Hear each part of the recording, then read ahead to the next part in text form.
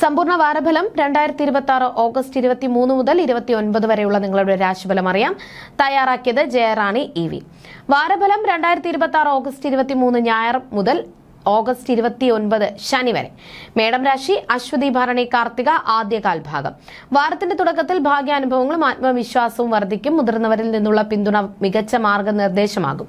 എന്നാൽ വാരമധ്യത്തോടെ പുതിയ ഉത്തരവാദിത്തങ്ങൾ വന്നു ചേരുമ്പോൾ അല്പം സമ്മർദ്ദം ഉണ്ടായേക്കാം. എങ്കിലും ആത്മവിശ്വാസത്തോടെ പ്രവർത്തിച്ചാൽ വലിയ നേട്ടങ്ങൾ സ്വന്തമാക്കാൻ സാധിക്കും. ഇടവം രാശി കാർത്തിക അവസാന മുക്കാൽ ഭാഗം, രോഹിണി മകയിരം ആദ്യ പകുതി ഭാഗം.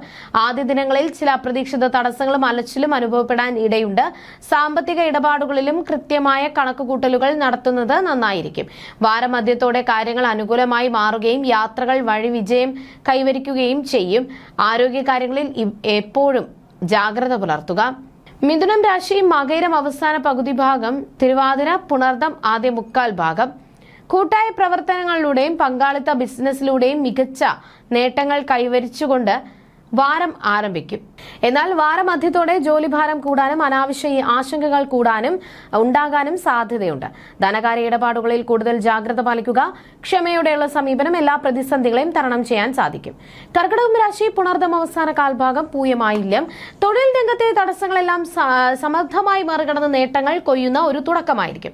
മത്സരങ്ങളിലും അഭിമുഖങ്ങളിലും മികച്ച പ്രകടനം കാഴ്ചവെക്കാൻ സാധിക്കും.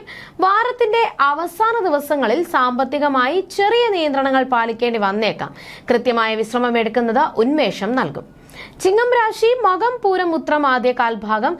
സർഗാത്മക കഴിവുകൾ പ്രകടിപ്പിക്കുവാനും പുതിയ പദ്ധതികൾ ആവിഷ്കരിക്കുവാനും പറ്റിയ അന്തരീക്ഷം ഉണ്ടാകും. വാരമധ്യത്തിൽ ഔദ്യോഗിക രംഗത്ത് കൂടുതൽ ശ്രദ്ധയും അധ്വാനവും ആവശ്യമായി വരും. എതിരാളികളുടെ നീക്കങ്ങളെ തന്ത്രപരമായി നേരിടാൻ സാധിക്കും. കുടുംബത്തോടൊപ്പം സന്തോഷകരമായ നിമിഷങ്ങൾ പങ്കിടാൻ അവസരം ലഭിക്കും. കന്നിരാശി ഉത്രം അവസാന മുക്കാൽ ഭാഗം, അത്തം ചിത്തിര ആദ്യ പകുതി ഭാഗം.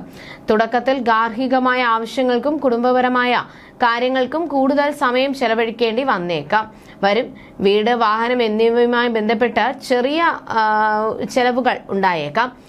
വാരമധ്യത്തോടെ ചിന്തകളിൽ പുതിയ ഉണർവുണ്ടാകുകയും പഠനത്തിലും തൊഴിലിലും മികച്ച പ്രകടനം പുറത്തെടുക്കാൻ സാധിക്കുകയും ചെയ്യും. തുലാം രാശി ചിത്തിര അവസാന പകുതി ഭാഗം, ചോതി വിശാഖം ആദ്യ മുക്കാൽ ഭാഗം. സഹോദരങ്ങളിൽ നിന്നുള്ള പിന്തുണയും ആത്മവിശ്വാസത്തോടെയുള്ള പുതിയ തുടക്കങ്ങളും ഈ വാരത്തിലുണ്ട്. വാരമധ്യത്തോടെ കുടുംബത്തിൽ ചില പ്രധാന തീരുമാനങ്ങൾ കൈക്കൊള്ളേണ്ട സാഹചര്യം വരും. വാരത്തിന്റെ അവസാനത്തോടെ സാമ്പത്തിക നേട്ടങ്ങളും സർഗാത്മക രംഗത്ത് വലിയ പ്രശംസയും ലഭിക്കും. പ്രണയ ജീവിതത്തിൽ സന്തോഷം നിറയും. വൃശ്ചികം രാശി വിശാഖം അവസാന കാൽഭാഗം, അനിഴം തൃക്കേട്ട.